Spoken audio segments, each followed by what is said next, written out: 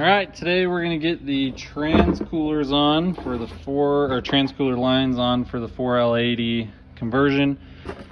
Got these off of Amazon. I'm hoping they're long enough. These are the 70-inch, and then it comes with all these fittings.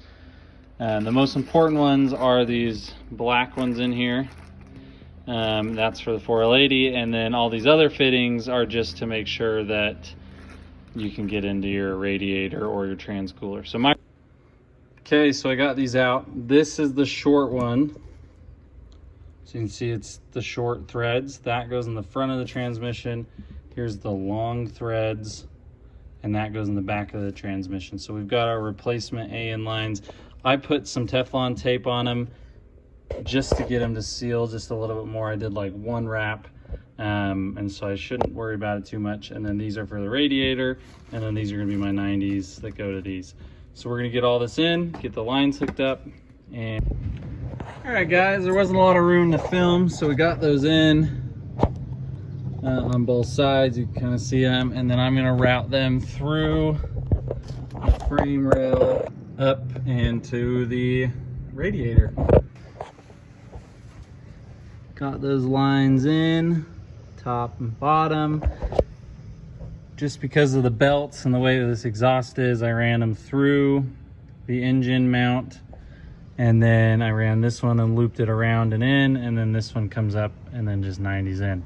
Already started a little bit, but we're gonna change out the steering box. This is the stock steering box on a 1970 C10. We've done an LS swap, obviously, and so we have these two power steering lines that we need a power steering box. So I got one off of Amazon.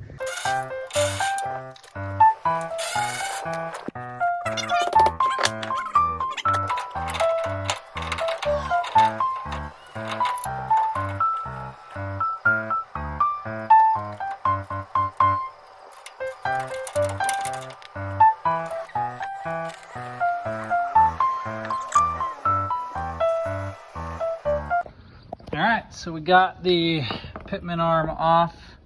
This one, the splines are too small for the new steering box, so we ended up getting a new one.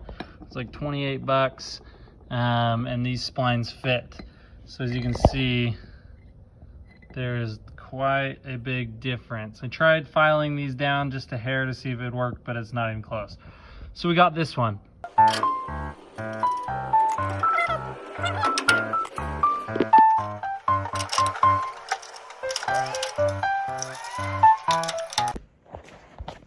All right guys, now that we got this in, I took the two caps off and put the two AN fittings. Then on the power steering pump, this line doesn't come out, the other one just screws out, and I put another fitting on down there. So now we're just gonna run our lines to the different fittings.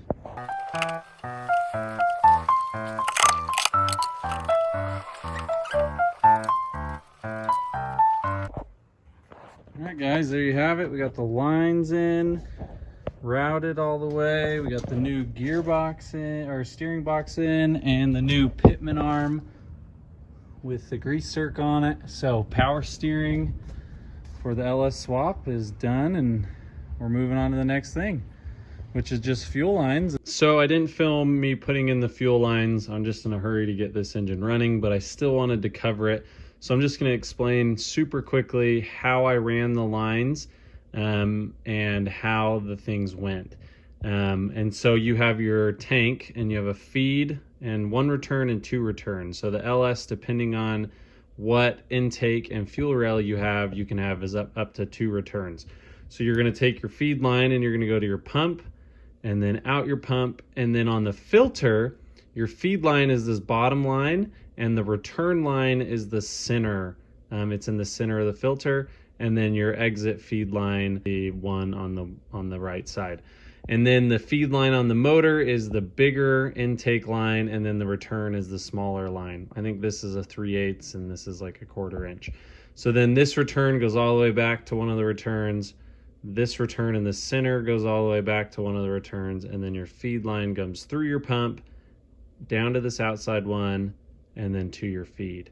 You're gonna see in my next video, I actually had my pump backwards, but this is the correct way, at least my pump is. So the positive and negative terminals are on the motor side, not the tank side. And then the pump goes before the filter. So hopefully that helps. And then we can set up the harness and fire this thing. So hopefully you guys enjoyed. Hopefully that helps out, and I appreciate you watching.